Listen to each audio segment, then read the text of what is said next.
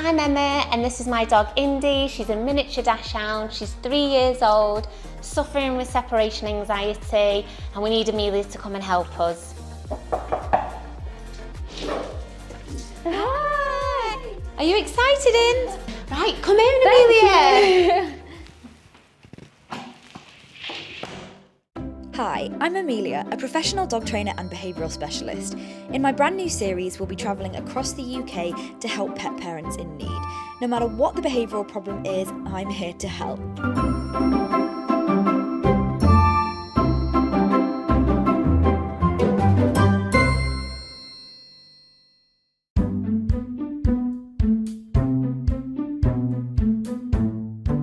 So, tell me a bit about Indy. So Indy was 8 weeks old when I got her. It was during lockdown and she came straight back to my parents' house. Right. She's always been around people. So she left her mum and her brothers and sisters and then came back to my mum's. As you can hear her now, she's very needy. I wanted to get involved in the conversation, but she is such a diva. So she loves being around people and she loves being with dogs and certain dogs, should we say, and doesn't really leave my side. So tell me why you got a Dachshund specifically. I'm a little bit obsessed with Dachshunds. It's everywhere in the apartment and there's just always a breed that I've wanted to have. It was never the right time for me to have a dog, but during lockdown I actually had to go on furlough due to the work that I was in, and I just loved the breed of the miniature Dachshund. So tell me how having Indy is different to what you expected having a dog to be like. Okay, so Indy is a diva and I didn't realise actually how much time, effort and energy she was going to take. She's not your average dog in the sense of I've grown up with Labradors. They are very content and can enjoy their own company, where Indy actually wants to be centre of attention and she wants to be around other dogs, other people, and doesn't do very good when she's having time on her own. Right, okay. So tell me a bit about your background. Like, how did you end up here? What made you want to get a dog in the first place? So my background for the last 10 years has been a very busy lifestyle with the events and hospitality sector. I have been here, there and everywhere, and then COVID hit and I took some time to reflect on like what is next for me, and I decided to leave the company that I loved, and it was time for me to actually start making a family and a home for myself. So Indy was the reason why I decided to like start my own family. She is my baby, and you know I am struggling with her not feeling content and happy where we are, and I want to do what's right for Indy. I've always grown up with dogs. I've always had family dogs. Yes, Diva there. And she has actually brought like a lot of love at the time that I needed a good companion. So it sounds like she's really made a huge difference in your life then, like in a good way. Yeah. So tell me a little bit more about the behavioural issues that you are struggling with. The behavioural issues of Indy, I never thought a dog would suffer with separation anxiety. I've heard of this as a person. I've suffered with anxiety myself, but I never thought a dog. It would have to be my dog, especially moving into a new place. And I didn't realise to the extreme of how nervous Indy was. I did take her to puppy school. I thought she was a totally different dog around others. Oh, really? But when she's actually with people that she knows or the dogs that she's familiar with, she's a different person. So I'm seeing split personality here. Yeah, okay. So tell me what the separation anxiety looks like then. What does she do that's stressing you out so much? So we're just having a conversation now and it's stressing me that like, you know, she needs picking up. So let's get her comfortable. So is this what you normally do? Yes. Pick her up if she's asking you for attention, you'll normally pick her up? Yeah, Indy needs to be as close to me as possible. Right, okay. Or my auntie or my mum and dad. As long as she's with them types of people that she knows or the dogs that she knows, then Indy is content. But if there's people around she doesn't know or on her own or I'm not close by, she needs to be close to me. So with her behaviour, It's really sad to see her not happy. I want my dog to be happy. Yeah, of course. And I am wanting to be the best fur mum for her. And it's really sad to see her distressed. Yeah. So a couple of things that we have noticed is when we leave, it's very high-pitched squeals. It's very trying to catch her breath, sniffing all around the different areas, waiting at the door. We've actually had a couple of accidents as well. I've not been able to leave Indy at all since we've moved in. Right, okay. And how does that affect your life then? Because obviously you started this new life where you want to meet people and build a life for yourself. So how has that impacted you? In all honesty, Amelia, we're not going anywhere. Indy's coming absolutely everywhere in Manchester with me that's dog friendly. I've had to change plans with people coming over. We go to dog friendly places in Manchester. What isn't then ideal because I can never then step away from her. She's getting very used to Manchester as being with me. So I feel like we're doing more harm than good. It's the tough love, but I'm just seeing how she is when I leave her. That she's so distressed that I feel very guilty. And I didn't realise to the extreme of Indy how her separation anxiety is. And it's to the point where if I pick my keys up or if I pick my coat up, she's by my side. So what about dating then? You mentioned that you're trying to meet people and go out. What is your dating life like with Indy? So we have made a joke with the family that if Indy doesn't find me a man, we don't know what will, because she gets so much attention and people are always stopping. That's good. But the dating at the moment is very, very hard because obviously it's all about being social and going out, and I've had to suggest a couple of times like dog walks. But then she doesn't walk, and then she's very wary of who this person is.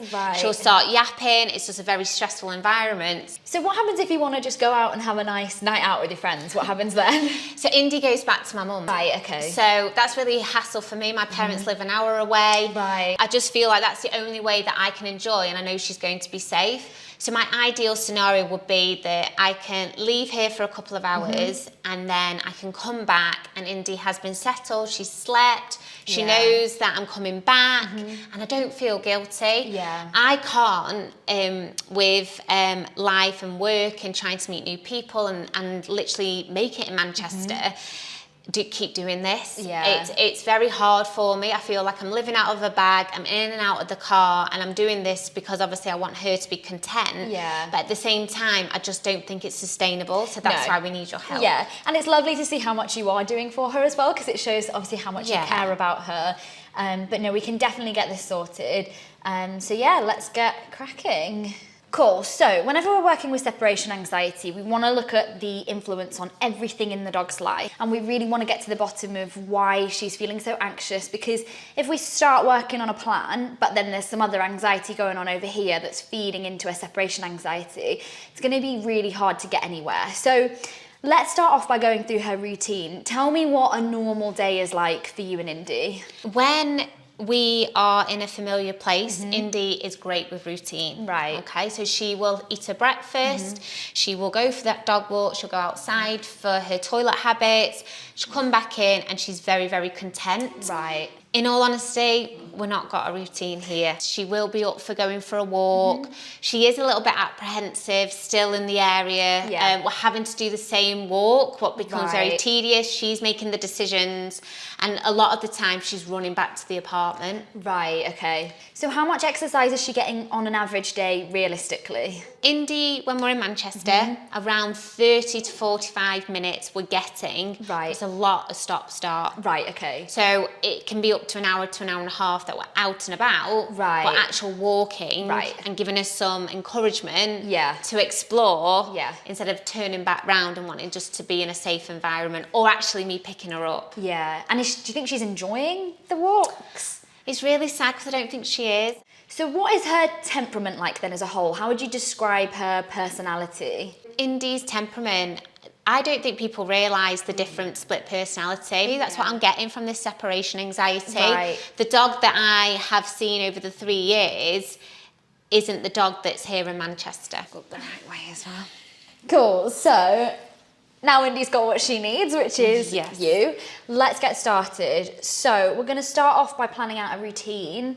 that is going to make it easy for you to sustain the training long term, but also make sure that her needs are getting met. Because I imagine when you look at your day and you're really busy and you're doing all these things, you're thinking, where am I going to fit training in? So let's work through that now and figure out something that works for you. So let's start with our routine then, because before we even start the training, we want to make sure that you can commit to it and you can create a plan that works for you. So talk me through your routine. So nothing to do with Indy. What is your average day like? What do you do for work? Where do you go? How long are you out of the house for? I always am active. So I will always have an early morning gym class. Yeah. You can take dogs. So, Oh, amazing. Yeah, so Indy has been coming to me with that. But I would like it to be that she can stay here, I go and do my hour class, and then I come back. That would be the goal for me. Cool. So I will always start off with a morning routine. I've got a local gym here as well.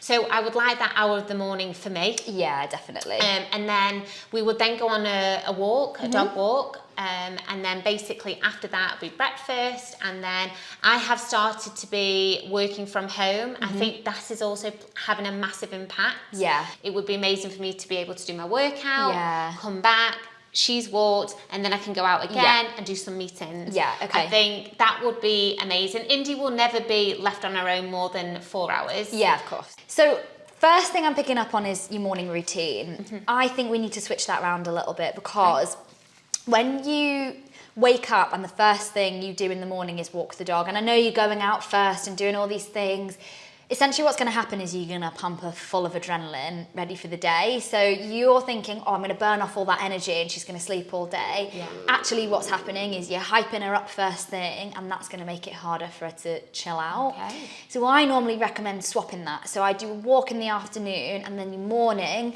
I would do some like really calm training with her. So the easiest thing to do in the morning is something that involves engagement with you, so that she's, you know, getting direction from you rather than just that attachment all the time. Something that involves a little bit of independent thinking, so that she can, you know, build that skill and not have everything revolve around you all the time. And also something that calms the brain, so something that really helps her to feel nice and relaxed. So you've got a couple of options. You can do actual physical training, or you can do like training games with her. So I can show you a couple of things to do around that in the morning. Yeah. And then I would set your time aside in the evening, or sort of like late afternoon, to do her actual walk. Think about this. So she is an anxious dog. She's finding things out and about on the walk stressful. Imagine if you started every single morning by doing all the things that stress you out. You're probably going to feel stressed for the day, right? Wow, yeah. So it's the same thing. Yeah. She's doing the one thing that's stressing her out first thing in the morning, and then she's going to spend the whole day carrying that stress with her. It actually takes dogs 5 days to metabolize adrenaline from stressful events. Oh, wow. So if you think she's going out first thing, then probably stressing throughout the day because she's holding that with her, and then the first thing the next morning she's doing that again, that's going to keep just adding and adding and adding to that. So there's a couple of things we can do to counteract that. One is introducing calming routines throughout the day, so that we can really help her to de-stress after the walk. And the second thing is to obviously change how the walk looks, so that she's not feeling that stress. But for now, definitely, we want to swap that routine around to really help her feel settled throughout the day. So obviously in the afternoon, you'll probably find that she'll do a morning exercise, do her activity with you. Bearing in mind you're taking her out as well first thing, that is also stimulating. She's then going to chill. Do you find that she gets a bit agitated in the afternoon, or starts begging for your attention, or is she pretty settled in the day? So if I'm working and she's next to me, she's relaxing and she is fine because I'm there. Cool, okay. As you've just seen before, I've had to pick her up. She's on me. Yeah. This is Indy. Right, okay. So she always has to be on me. Bless her. And then, you know, there's no problem with that. It's nice for our dogs to want to be with us. So there's no inherent problem with her wanting to be on your lap. But I definitely think we need to give her more independent exercises to do, just so that her whole life doesn't revolve around you constantly. So I think then going into the afternoon, while you're working, I think it would be great to give her an activity to do. So we've got a couple of things here that will help. So the first, really nice and simple, is a licky mat. Have you ever used something like this before with her? No. Cool. So this is really nice and easy. All you do is you stick something on it and give it to her. And the action of licking is calming, it's stimulating, but something as simple as putting this on the other side of the room from you can give her something to do. And because this one's got suction cups on, you could stick it over there while you're on the other side of the room, and that's going to build a really positive association with doing something away from you. I think we start with this in the same room, and then you can work to build it up out of the room so that slowly over time she's getting further and further away from you and feeling good about doing this exercise. You can also stick it in the freezer, so you can just get something like plain yogurt, which is really good for them, stick it in the freezer, and that should take her a good chunk of time to get through. And then again, because that licking is calming, you should find once she's done that, she's going to calm down and chill out by herself. The second thing which I noticed you had, which is really great, is something like this, which is obviously your food puzzle. So things like this are covered under what we call enrichment for dogs. So enrichment is basically anything that adds enrichment to the dog's life. So think things they do naturally, so natural behaviours like sniffing, eating, foraging. Now, because dogs are scavenging animals, working for their food is really satisfying to them. So when they have to work to get their food like this, they actually feel better than if you just stick it down in a bowl. So things like this, I would normally try and include in their everyday routine. Same goes for your licky mat here. So you could do one of these two things, and it would be great if you could get more things like this. So I can show you a couple of other exercises to do, but something like this would be brilliant. And I would do that almost every meal if you can, because the more stuff like this she has, again, it's building that independence, but also it's going to be really enriching for her and help her to feel settled without her having to go out and do too much of that scary walking that she doesn't like for now. How does that sound, eh? So the next part is obviously fitting in that separation anxiety training.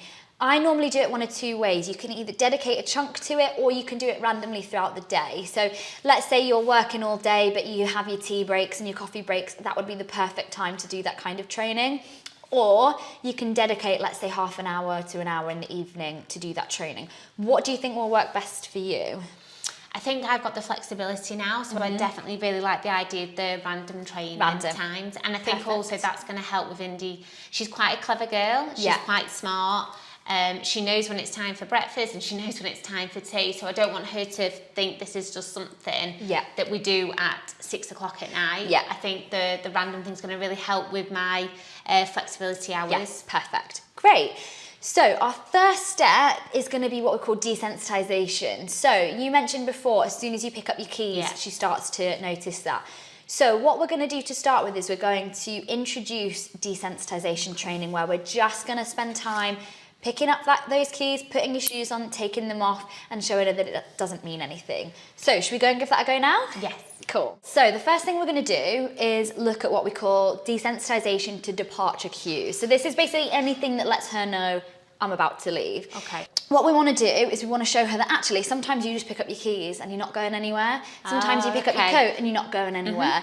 So all I'm going to get you to do for now is we're going to start off sitting down. So she's like, okay, nothing to see here. And then all I'm going to do is we're going to stand up, we're going to walk over, pick up our keys, jingle them about a bit so that she can hear it, and then put them down and then continue what you were doing before. Okay. Now that's really important, because if you don't return to what you're doing before, she's got no idea that you're not going to leave. So do you want to give that a go?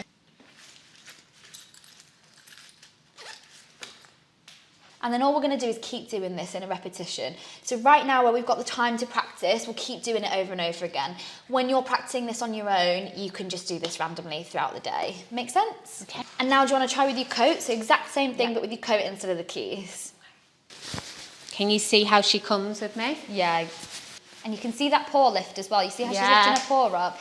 That is a very much, I'm not sure what's going on right now. And then what I would do, I would stay there, take it off, put it down, and then sit back down. Okay. Because you can see now she's thinking like, oh, we're going somewhere. Yeah. So you want to show her, actually, I did that and I'm not going anywhere at all. Yeah. You can see her yawning there. So yawning is what we call a stress signal. So that's her telling you, I'm stressed out because I think you're about to leave. So you can see those subtle signs. Yes. Where right now, if you looked at her, you wouldn't think this is a really stressed out dog. But you can see those blocks building. Okay. Yeah. And then straight off again.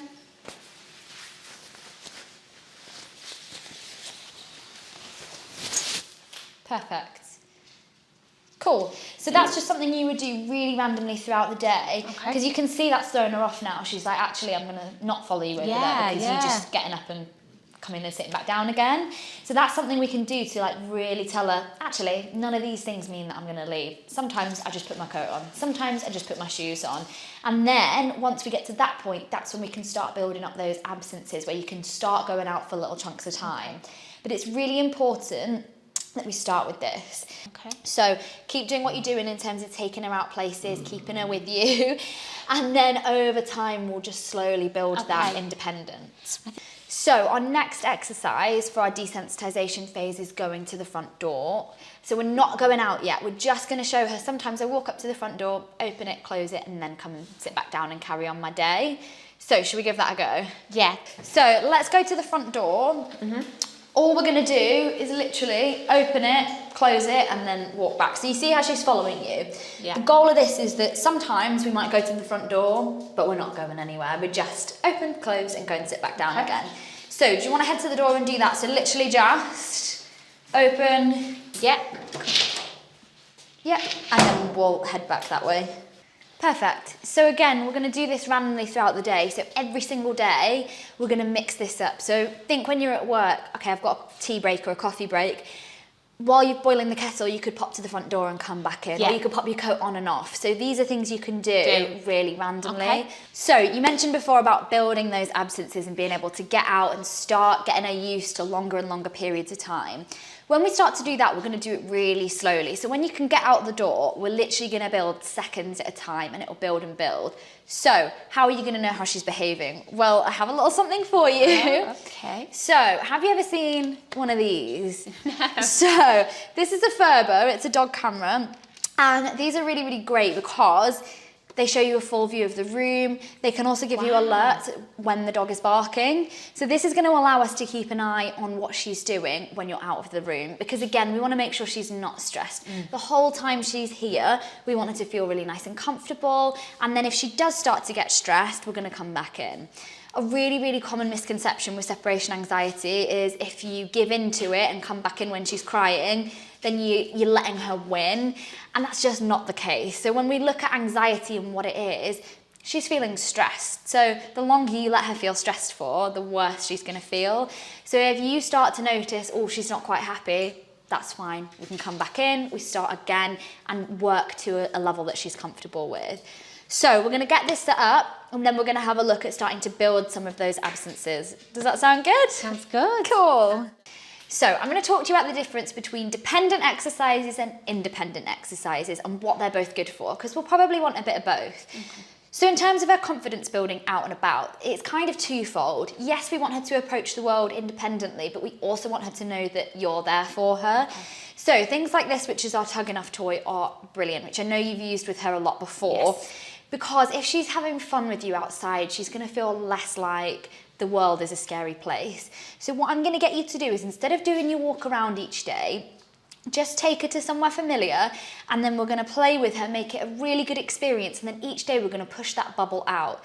Now in your mornings, when we talk about independent learning, we want her to learn to work with you, but by using her own brain, by thinking for herself, rather than just she can whinge at you and get everything she wants, which is what happens now, right? Right. So a really easy game is something that we called shaping. So shaping is basically just, you show the dog an object, whatever they do with it, they get a reward. And then we can start to look for specific behaviours. So I'm going to show you a really easy game that you can play using anything. We've got a book, so all we're going to do is we'll grab this book, and then we'll grab some treats, and we'll see what she does. So should we grab some treats? So do you mind if I grab some? Thank you. So we're going to take a handful of treats. To start with, I just want to see what she does, and I'm going to reward for literally anything. So I'm going to get down on her level, because that's really important when we're first teaching things. And I'm just going to go, yes. See, she sniffed it. That's fine. And then I'm going to wait for her to come back. And what she's got to figure out here is the treat doesn't come from me. Yes, it comes from interacting with something away from me. Now, if she gets stuck, all I'm going to do is set her up a little bit differently. So I have a feeling right now, because she's just sat here staring at me, she's going to keep doing this, right? Okay. So what I'm going to do, I'm going to roll a treat away, and then I'm going to set it up so that the book is in between me and her. Yes. so that I can just literally reward her as soon as she comes into contact with it. Yes. Yes. Good girl. Yes.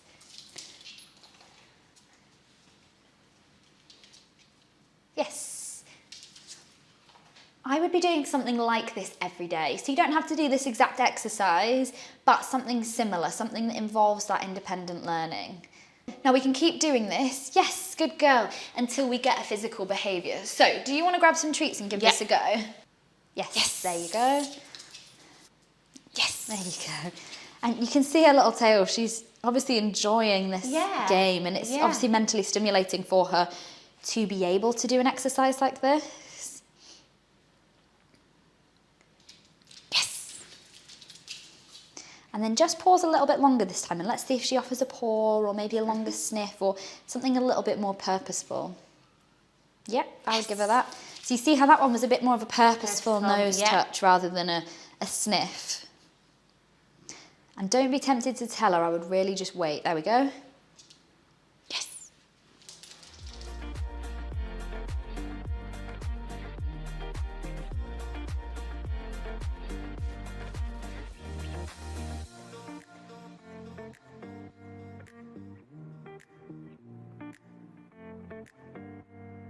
So I'm going to show you another game that's really good for independence building. It's also really enriching, so it's a great one to do in the morning, and it's super simple. So all we're going to do is we're going to take this blanket, or you can use a towel, and we're going to scatter some treats across it like this, up the middle. And then all we're going to do is roll the blanket up. And then what we can get her to do is unravel it and find the treats. So should we see how she does it? Yes. And then once she gets good at it, we can also tie it in a knot. But for now, let's see how she does. And the key with this, we want to stand back and really let her figure it out. You don't want to just jump in straight away when she's struggling. We want her to figure out how to do it herself. And what you said here, Amelia, is this building independence, did you say, and using the stimulation of the brain? Yeah, so it's both. So this game is really good mental stimulation. It's also calming, so whenever they're sniffing and searching for something, it's calming, but it's also obviously mentally stimulating, so she'll get tired. And it's teaching her that independence building. So she's got to do this on her own. She's got to problem solve and figure it out, which is great because she's got so used to just looking at you and going, of course, yeah, Mum, help me. Yeah. And then you give in to her straight away. So this is a really good way to show her, okay, you can do something on your own. Does that make sense? Yeah, and I can see she's really enjoying this. Yeah, and it's great, it's good fun. And I would always choose something, you don't mind her chewing. If she starts chewing the blanket, all you do is pick a higher value reward so that she's more motivated to get it rather than chew through the blanket. But you can see, this will keep her busy for ages. You can sit and, do your work, watch TV, do something where, you don't have to keep her entertained all the time. And then if you use a towel or something that's a little bit more flexible, you can also, like I say, tie it in a knot when she gets good at this so that it's even more engaging and a bit trickier for her to get into. But yeah, things like this or a snuffle mat, if you've seen those yes, are I have. all good. Yes. Good girl. Yeah, she loves that. She does. What I might get you to do, just walk out the room while she's doing this. I want to see what she does. Okay. You see how she's not following you? Yeah. But this is a great one as well to keep her engaged Yeah. when you're doing things like desensitization in your absences. Now, when you do that, you don't want it to be so high value that she has no idea where you're going, but just something to keep her busy. Because even, let's say you go and do the laundry in another room while she's doing this, she's learning, actually, I don't have to be right near you all the time. There is options. And because she's got the choice to follow you, you're not locking her in, you're not stopping her. She could follow you, but there's something better to do. Yeah. That's a really good way to build that independence. I think for me, Amelia, it would just be lovely that, she actually feels where she wants to go in this apartment. Yeah. Seeing this, I can see that she's interacting, she's a lot calmer. Yeah. We've just seen me walk out and then she's just come back in. So, no, that's been really useful. That's good. And, on rainy days, she's obviously not getting that much enjoyment out of a walk. You don't have to force a walk if she's not in the mood, like if she's really stressed on a walk, stuff like this, playing games with the training, that's all stimulation. So remember, if she's not getting any benefit from the walk, you don't have to force it. You can do stuff like this, work on building that comfort zone like we talked about, and before you know it, she'll just be like the happiest little dog. So obviously we've gone through quite a lot there, but I think that should give you a really nice plan to start working with Indy. So like we mentioned, it's really important to get that routine in place. It doesn't have to be strict, so you don't have to do exactly the same thing every day, but the two major points are obviously finding time to do that training throughout the day with their independence building and the desensitization, and then also swapping that walk so that you're not spiking her adrenaline first thing in the morning. And then like we mentioned, we're going to start with the desensitization phase. It's really important to build that. And then once she's stopped following you to the door, that's when we can then get our camera set up. We can start building those absences so that bit by bit, she's getting more and more comfortable with being left alone. I think, Amelia, there's just been so many things here that I've seen the benefits of Indy. Look at her now. Before at the start, we were having to have her on my knee. She's actually just kind of seemed a lot calmer. So I'm really looking forward to getting started. Oh, that's good. And then don't forget as well, like keep building that independence. So a lot of the time it's the little things you do. It's the enrichment throughout the day, building that independence, and then also building that confidence. So like we talked about, just making sure that you're increasing that comfort zone bit by bit when you're out on a walk, rather than forcing her into loads of situations that she's not comfortable with. Honestly, Amelia, thank you so much. I have been so concerned about Indy, and I just want this to be her happy home and our happy place, and I'm really looking forward to getting started, and I cannot wait to see how we get on. Yeah, I'm so excited as well. It'd be great to see how you get on with her, and I have every confidence. Like I say, you are so committed to making sure that she is happy, so I can't wait to see how you guys get on. Amazing. Thank you so much, Amelia. What do you say, Indy? Yeah. Are we excited? Yay! So, we've sent Emma away with all the tools and skills that she needs to continue her training with confidence. And remember, if you found this video helpful, don't forget to hit the like button and subscribe. We're going to be posting every Sunday at 5 p.m. UK time.